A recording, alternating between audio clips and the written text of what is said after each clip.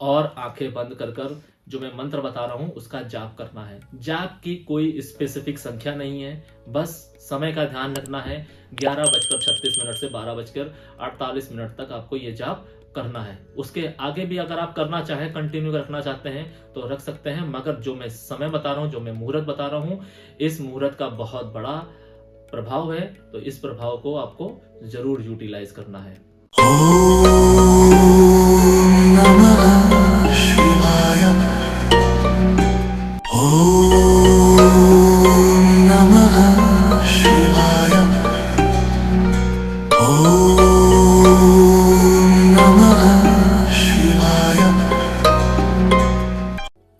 महाशिवरात्रि। महाशिवरात्रि वो दिन है जिस दिन भगवान शिव खुद धरती पर आते हैं और देखते हैं कि उनके भक्त क्या कर रहे हैं। क्या उनके भक्तों के जीवन में कोई दुख है, तकलीफ है, या फिर उनके जीवन में ऐसा कुछ नहीं है।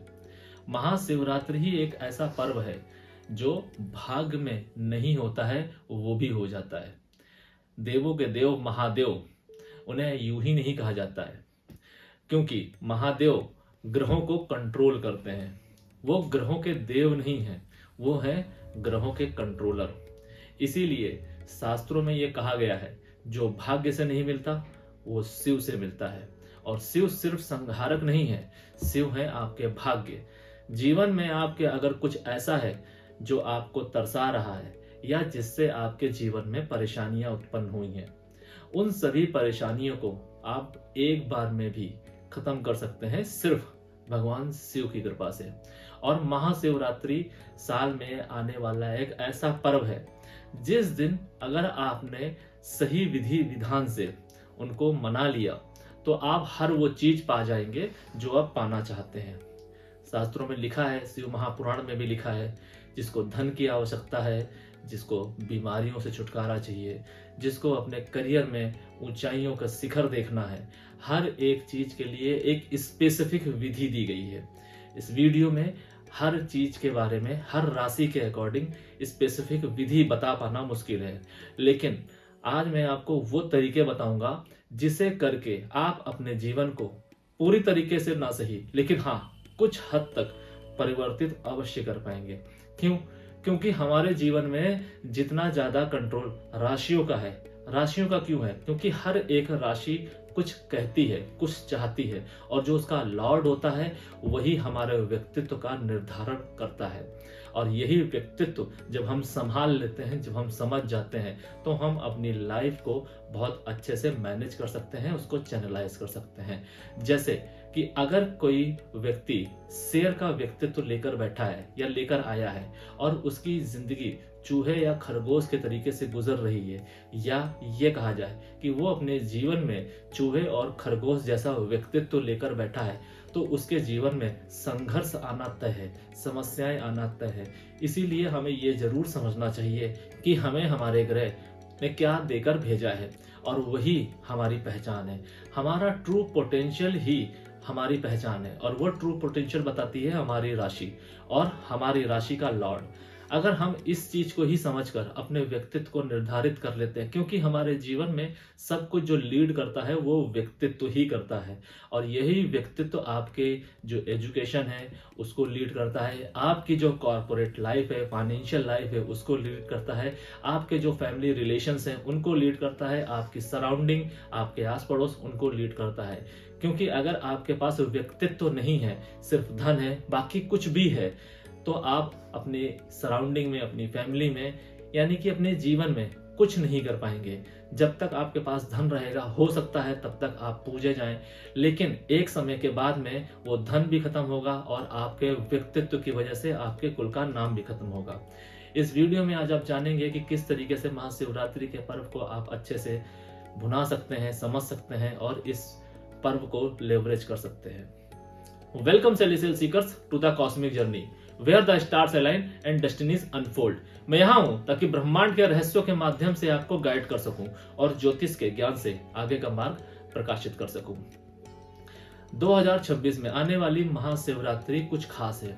शिवरात्रि तो हमेशा से ही खास रही है, लेकिन इस बार कुछ ऐसे ग्रहों नक्षत्रों का योग आ रहा है जिसकी वजह से अगर आप कुछ अच्छे से पूजा पाठ कर लेते हैं या नियम धर्म कर लेते हैं तो आप वो सब कुछ पा सकते हैं, अपनी लाइफ को चेंज कर सकते हैं। जैसा कि मैंने आपको बताया था कि 2026 सूर्य को रिप्रेजेंट करता हुआ साल है, यानी कि ग्रहों के राजा सूर्य का।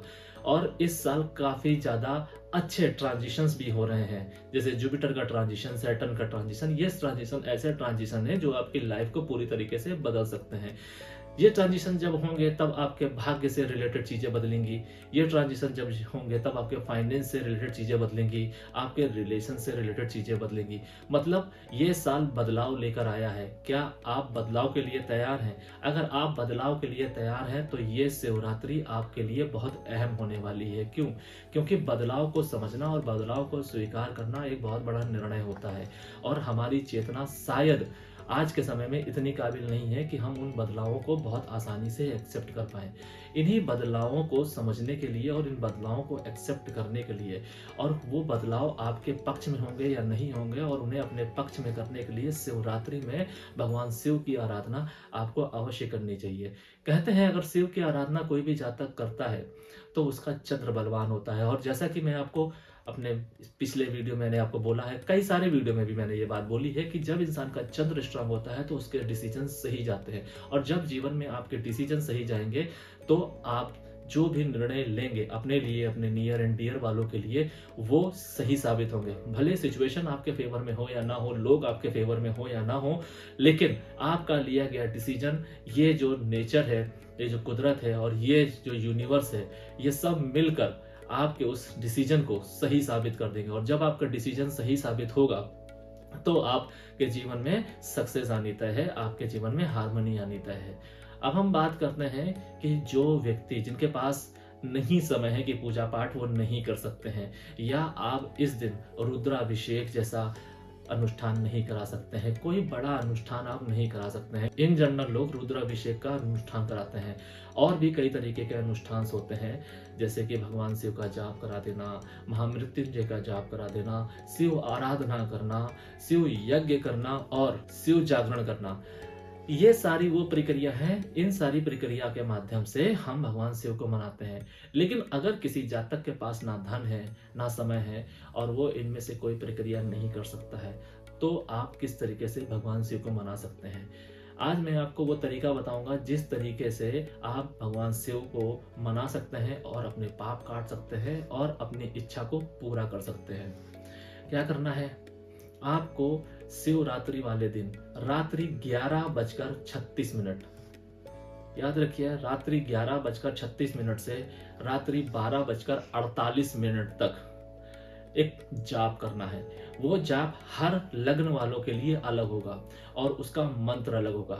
वो लग्न और वो मंत्र मैं अभी आपको बताऊंगा, मगर आपको इस बात का ध्यान रखना है कि ये जाप आपको करने से पहले हाथ में जल उठाना है, भगवान शंकर को समर्पित होकर संकल्प लेना है और अपनी कोई एक इच्छा, सिर्फ एक इच्छा मन में रखनी है। यानी कि आप ये जॉब कांस्टेंट करेंगे, आंखें बंद कर कर करेंगे, किसी स्वच्छ स्थान पर बैठेंगे, पूर्व मुखी या उत्तर मुखी होकर ही ये जाप आपको करना है। जमीन में बैठकर आपको ये जाप करना है।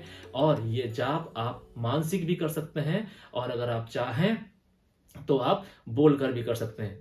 लेकिन अगर आप ये जाप मानसिक करेंगे तो इसका फल कई गुना अधिक होगा। और जब किसी भी जाप का, किसी भी पूजा का, किसी भी यज्ञ का फल कई गुना अधिक होता है तो वो देव बाध्य हो जाता है आपकी इच्छा पूरी करने के लिए। याद रखिए कि कोई भी जब, कोई भी पूजा, कोई भी तप का हर बार एक विधान होता है। और जैसा कि मैंने आपको पिछले कई वीडियो में बताया है कि हर एक पर्व, हर एक तीज त्योहार अपने साथ कुछ स्पेसिफिक रेमेडीज लेके आता है, अपने साथ कुछ स्पेसिफिक यूएसपी लेके आता है। हमें बस उस स्पेसिफिक यूएसपी को लेवरेज करना है, उसको समझना है, और उसको समझने के बाद अपनी इच्छाओं की पूर्ति करनी है। आपके जीवन में अगर कोई कष्ट है और आप उस कष्ट से मुक्त होना चाहते हैं तो उस कष्ट का स्मरण कीजिए। या अगर आपके जीवन में कोई इच्छा है धन से रिलेटेड, करियर से रिलेटेड या रिलेशन से रिलेटेड, आप उस इच्छा को अपने मन में रखिए। ध्यान रखिए कि थ्रू आउट द जो चैंट होगा, आपका जाप होगा, आपको वो इच्छा अपने मन में रखनी है, आंखें बंद करके रखनी है, और ये जाप आपको करना है। कौन से है वो जाप? अगर आपका लग्न मेष है तो आपको ओम नमः शिवाय का जाप करना है। और मन में भाव रखना है शांति का। आपको अपनी ब्रीथ पर कंट्रोल करना है। ब्रीथ पर कंट्रोल कैसे? कि आप ब्रीथ बहुत धीरे धीरे लीजिए, धीरे धीरे छोड़िए। आप अपनी हर एक ब्रीथ को फील करेंगे। इसके साथ आपको जाप करना है। समय वही रहेगा 11:36 से 12:48 तक। ये पीरियड में अगर आप जाप कर लेते हैं तो वो आपकी इच्छा जो आप सोच कर बैठेंगे या बैठेंगी वो अवश्य पूरी होगी। वृष राशि वाले, वृष राशि वाले ओम पीताम्बराय नमः मंत्र का जाप करेंगे।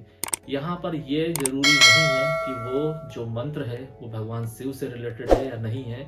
ये राशि से रिप्रेजेंट हो रहा है। उस दिन जो मुहूर्त बन रहा है, वो जो अलाइनमेंट बन रहा है राशि के अकॉर्डिंग, वो अलाइनमेंट ज़्यादा इंपॉर्टेंट है। इसलिए वृष राशि वाले जो मंत्र का जाप करेंगे ओम पीताम्बराय नमः मंत्र का जाप करेंगे, इससे आपके जीवन में हार्मनी आएगी। और आपको ये जो जाप करना है इसमें आपको मन में शांति रखनी है। अगर आपके मन में कोई विचार आ रहे हैं उन विचारों को कंट्रोल करना है और जो भी आपकी इच्छा है उसके ऊपर ध्यान लगाना है, फोकस करना है। मेष राशि वालों को अपनी ब्रीथ पर नियंत्रण रखना है और आपको अपने मस्तिष्क पर नियंत्रण रखना है।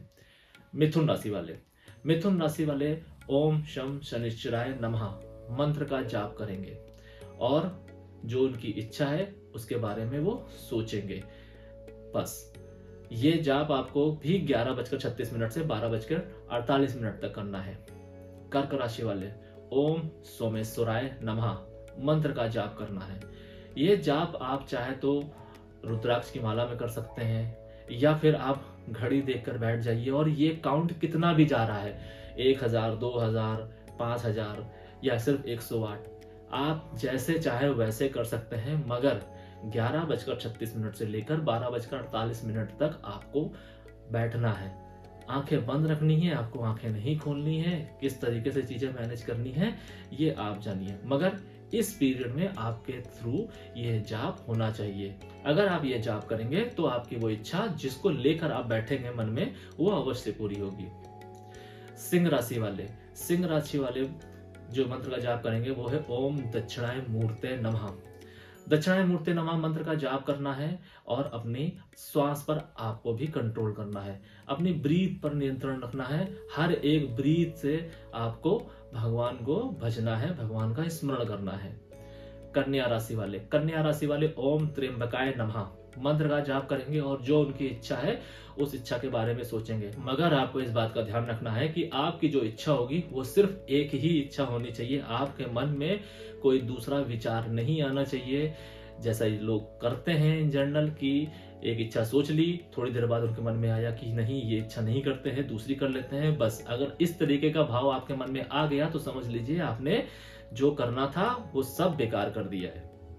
इसलिए इस चीज का हमेशा ध्यान रखिए कि अगर आप ये जाप करने जा रहे हैं, कोई अनुष्ठान नहीं कर रहे हैं, तो आप इस तरीके से अपनी इच्छा को मन में रखते हुए संकल्प लेने के बाद आप ये जाप कर सकते हैं। तुला राशि वाले, तुला राशि वाले जाप करेंगे ओम शिव शक्ते नमः। शिव शक्ति मंत्र का आपको जाप करना है। पीरियड वही रहेगा 11:36 से 12:48 तक। आपको भी इसी विधि से करना है। बस 12 राशियों के 12 मंत्र चेंज होंगे, बाकी सब कुछ सेम रहेगा।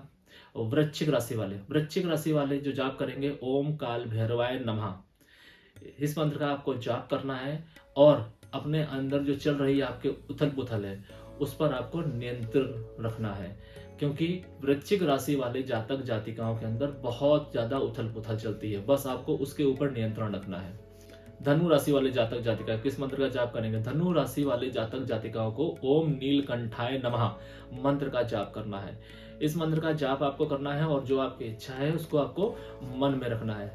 ध्यान रखिए कि ये जाप सिर्फ आपको करना है। यहाँ पर मैं आपसे ये नहीं कह रहा हूँ कि आपको कोई प्रसाद चढ़ाना है, कुछ करना है, नहीं, आपको कुछ नहीं करना है। बस आप सभी लोगों को, मेष से लेकर मीन राशि वाले जातक जातिकाओं को एक शुद्ध स्थान पर बैठ जाना है, पूरब और उत्तर मुख करके एक दिया जला लेना है और आंखें बंद कर जो मैं मंत्र बता रहा हूं उसका जाप करना है। जाप की कोई स्पेसिफिक संख्या नहीं है, बस समय का ध्यान रखना है।